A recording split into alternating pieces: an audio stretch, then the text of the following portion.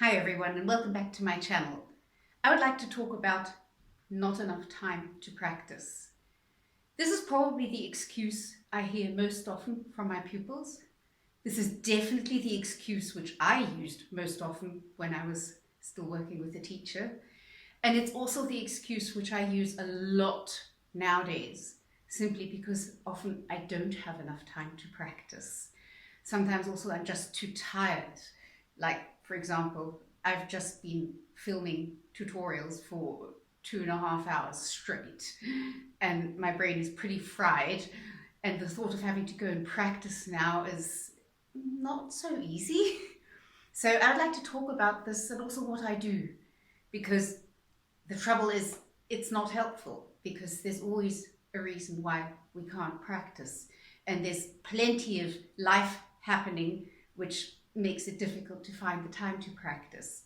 But what I found very, very helpful is to just tell myself, okay, I'm going to give myself 5 minutes. 5 minutes for my violin playing. If I can't do more, I can't do more, but at least I've done something. The advantage of this is that at least we're staying in training, we're moving the fingers, we're playing the violin. Otherwise, we always have the danger that we have one day and another day and another day, and before we know it, it's been a week and we haven't touched the instrument, and then it starts getting really nasty getting back into it. So that's not helpful. I found that when I have no time or no strength, no energy, I say, okay, I can do 5 minutes. I can do just about anything for 5 minutes. And I actually put up a clock. And I look at the clock and I say, okay, 5 minutes. I'm going to do one thing, because you can't do much in 5 minutes, but you can get great results in 5 minutes. Usually what I do is I take one little technical aspect out of the repertoire that I'm playing, one shift which has been bothering me, which is just not getting any better, or one bow technical thing which has been getting on my nerves, which I want to work on. If I take something which is really small, like just one shift, if I practice one shift for 5 minutes, that's very intensive and detailed practicing. And that actually always brings results. Even if my brain is so fried that it doesn't even bring many results, at least I'm moving my fingers, I'm doing something on the violin.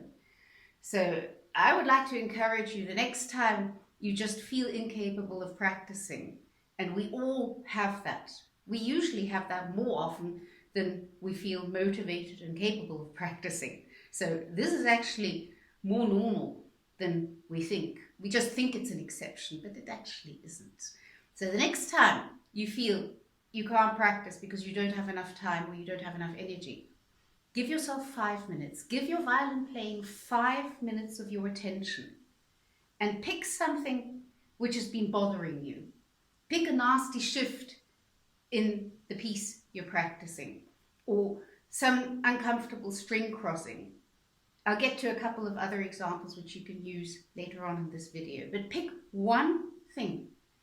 Put up a clock and say, okay, I'll do this for 5 minutes. No more, just 5 minutes. And then give it your absolute best shot, because you can mobilize a lot of energy and concentration in 5 minutes if you really want to. So give it your best shot. Try to make those 5 minutes the best practicing you've ever done. And you will get more results than you think, because we usually can't practice one shift for 5 minutes when we're doing our normal kind of practicing. So very often this method has actually got me to master something nasty in my repertoire, which I otherwise would perhaps never have really mastered quite as well. The other advantage, which I've often found, is with those 5 minutes and giving it everything, and I do notice I'm getting results, suddenly I get motivated, and suddenly that gives me energy, so I decide, hey, this was fun. I need to do another 5 minutes, and I pick another shift. So I've done 10 minutes. And sometimes I can even do it again and do another 5 minutes. So I've done 15 minutes of practicing. So that doesn't always happen, but it does happen sometimes and often enough for me to really recommend this. On days where you really don't have time and you can only do 5 minutes, okay, then you've done 5 minutes. That's great. It's so much better than 0. So pick 5 minutes, put up a clock, and give it your best shot. Pick something which has been bothering you for a long time and really work as detailed and as efficient and as concentrated as you can for those 5 minutes. And if that's all you can do, be damn proud of yourself that you did that. Now, in case you have no idea what to practice if you just have 5 minutes and would like a little bit of inspiration for that, I will give you 2 ideas, one for the left hand and one for the right hand, which you can pick if you can't think of anything which you think is possible to practice in just 5 minutes. Both of them are things which we need all the time. They will improve all of your violin playing. We're going to start with a simple shift from first position into third position, from second finger C sharp on the A string to first finger D on the A string in third position. So we're going to start with second finger C sharp in first position and practice the shift to first finger D in third position. This shift we have very often, so it's well worth giving it 5 minutes of extra attention. And also the technique is the same on each string. So if you've practiced it on the A string, you will notice that it also helps the same shift on the other strings. We're going to start legato.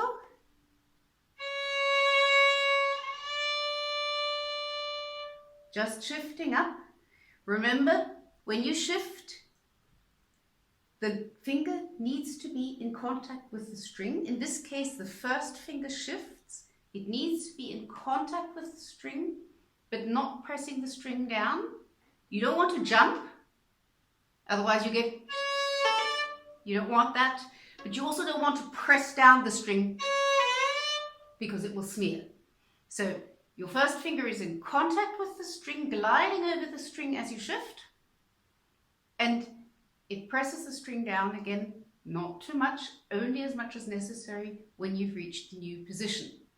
When you shift down, again, in this shift, the first finger does the shift. So the first finger releases the pressure from the string, glides down, touching the string into first position. Remember to take your thumb along, thumb and fingers move parallel. And when you've reached first position, then you bring down second finger C sharp. So we have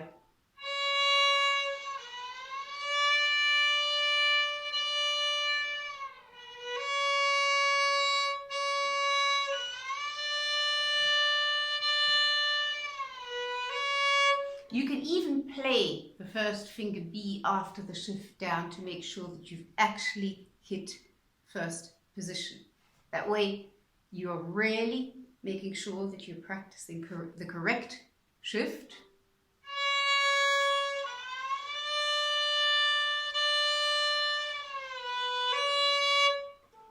And listen out for this ghost-like sound that you get as your finger is gliding along the string in both directions. That ghost-like sound tells you that you're doing the shift correctly.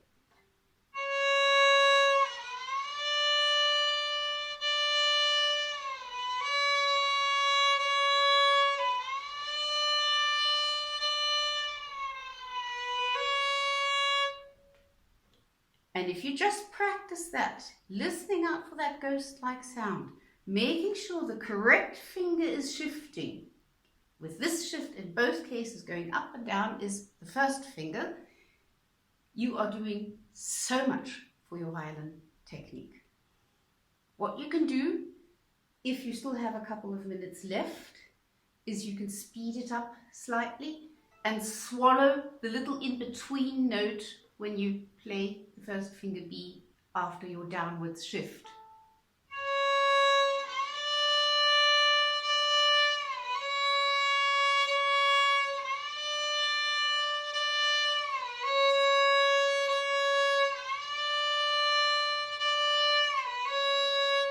And just do that back and forth, listening out for this ghost-like sound, because you only get that if you release the pressure off of the string, but your finger is still touching the string. So that's the proof that you're doing the shift correctly. It also forces you to relax your hand. You're not likely to tense up.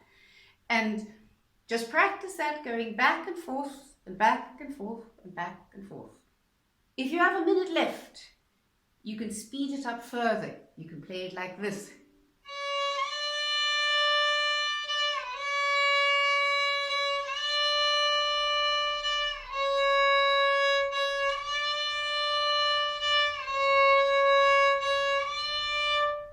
Occasionally check your first finger D with the open D string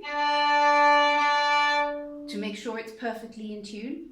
And again, just keep going back and forth and back and forth and back and forth. If you do that for 5 minutes, this shift going into third position will be so much more secure. And it's a shift we have so often in violin repertoire that you're really doing something for all of your violin playing in only 5 minutes. Okay, now I'll give you something which you can practice for 5 minutes for your bow technique. And this is something we always need to work on, no matter what your level is, from beginner to professional. We can always work at this and get this better, and we need this for all of our violin playing. It's finger bowing. Now, you can do this on an open string, you can do this on any stop note, it doesn't matter. This is about bow technique. I'm just going to demonstrate it on the open A string.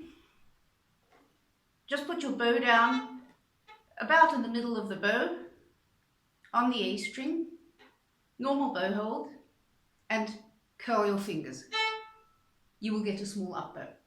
And then you straighten them. You will get a small down bow. It's just your fingers moving, nothing else. It doesn't matter how small your up bow and your down bow is, it's a matter of curling your fingers and straightening them again. Remember also to bend your thumb.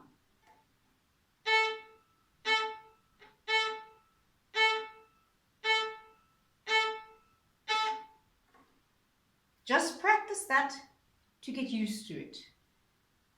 You might need to take a couple of breaks, even if you're only practicing 5 minutes. Don't worry about that. You can always put your bow into your other hand and shake out your right hand a little bit. Now, if you have some time left, you can try to do the same movement, but more smooth, not as jerky. So you're curling them smoothly and straightening them smoothly so that you have smooth bow changes. Again, these bows can be very small. 1 centimeter is fine. It's a matter of this movement.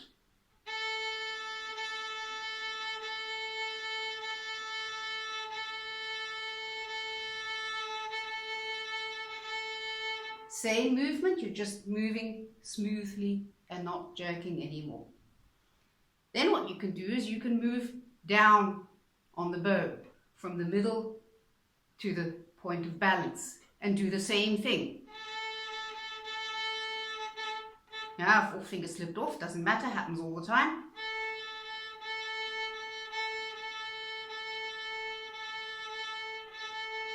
This is a bit more difficult because the bow is heavier, so we have to carry part of the bow weight. The bow's own weight would be too much, it would scratch. That doesn't work. We have to carry part of the bow's weight, make the bow light.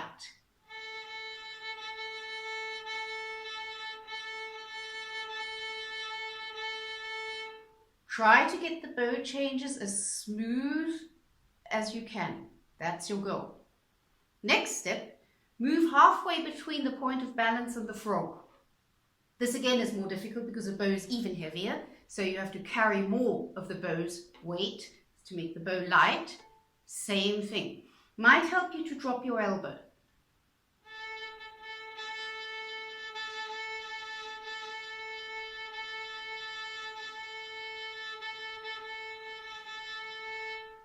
Gets more difficult the closer you get to the frog. If you have some time left, do it right at the frog. Great for bow changes at the frog.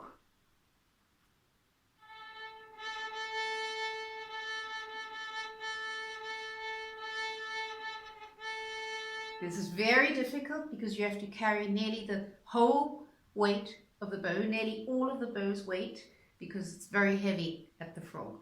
And keep practicing that.